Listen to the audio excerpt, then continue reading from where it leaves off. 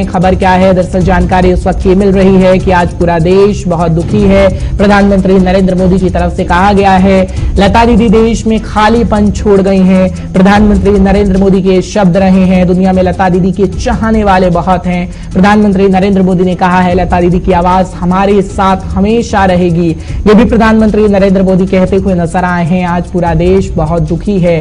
PM Modi के शब्द अभी आप सुन रहे थे, क्या कुछ वो कह रहे थे कि प्रधानमंत्री नरेंद्र मोदी ने लता दीदी को श्रद्धांजलि दी है और लता दीदी किस तरीके से उनसे उनकी बातचीत हुई, उससे पहले केंद्रीय गृह मंत्री अमित शाह भी उसका जिक्र कर रहे थे और प्रधानमंत्री नरेंद्र मोदी भी उसका जिक्र करते हुए नजर आए हैं। फिलहाल जानकारी आपको दे रहे हैं कि प्रधानमंत्री नरेंद्र मोदी ने क्या क्या लता दीदी के बारे में कहा है, क्योंकि लता दीदी से जब भी प्रधानमंत्री नरेंद्र मोदी की बातचीत होती थी तो वाकई उस बातचीत का जिक्र प्रधानमंत्री नरेंद्र मोदी किया करते थे। हालांकि लता दीदी की आवाज हमेशा साथ रहेगी, ये प्रधानमंत्री नरेंद्र मोदी की तरफ से कहा गया है और आज पूरा देश दुखी है।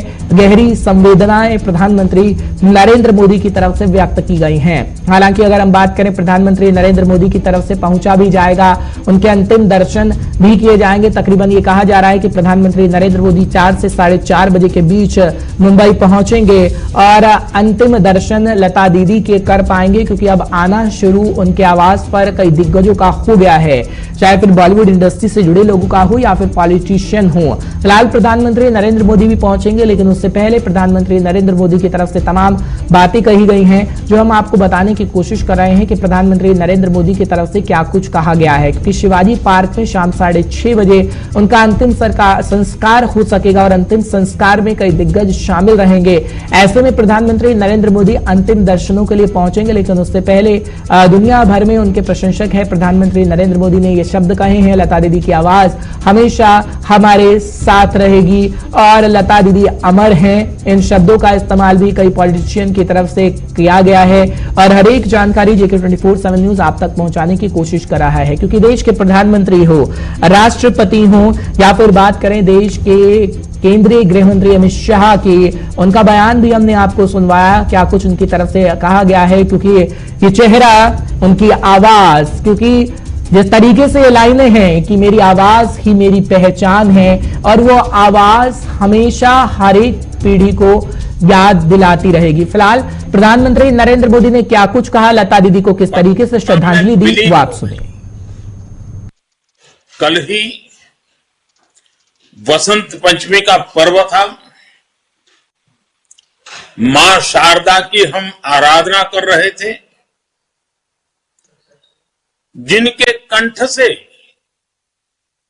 मां सरस्वती का आशीर्वाद छोटे बड़े हर किसी को मिलता था। वो लता दी ब्रह्मलोक की यात्रा पर चली गई। उनके व्यक्तित्व का विस्तार सिर्फ गानों की संख्या पर सीमित नहीं था।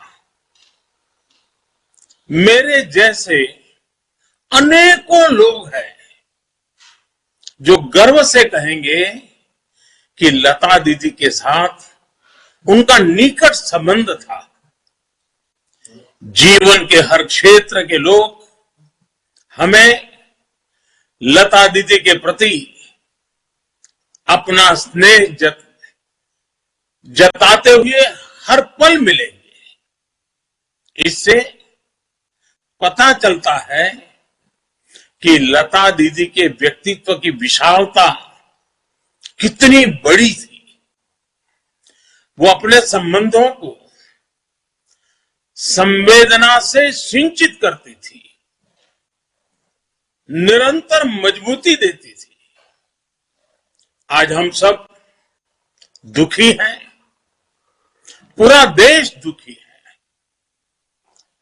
लता जी जैसी आत्माएं मानवता को सदियों में कभी कभार वरदान की तरह मिलती है।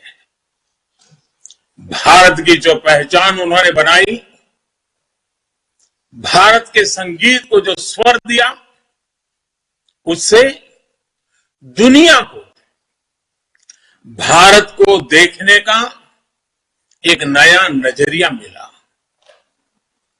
आप दुनिया में कहीं भी जाइए, भारत रत्न लता जी के चाहने वाले आपको जरूर मिलेंगे और हर पीढ़ी में मिलेंगे। वो आज भौतिक रूप से हमारे बीच भले ही न हो, लेकिन स्वर और स्नेह के रूप में वो हमारे बीच हमेशा उपस्थित रहेगी। उनकी मधुर आवाज हमारे साथ हमेशा रहेगी। मैं भारी मन से लता जी को श्रद्धांजलि देता हूं।